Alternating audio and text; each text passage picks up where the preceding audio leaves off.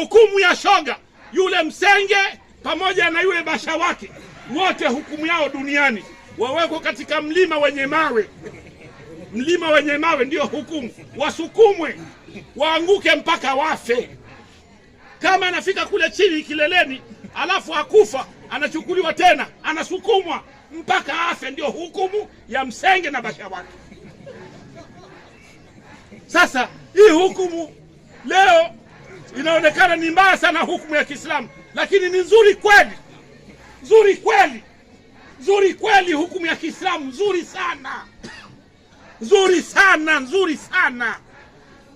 Na Mungu Mwenyezi Mungu inshallah ifikie hukumu ya itawale, kwa sababu kama ipo tawala wasenge watazidi na mabasha watazidi katika ulimwengu huu, na watu kama wataridhia, basi umati wote utafasidika.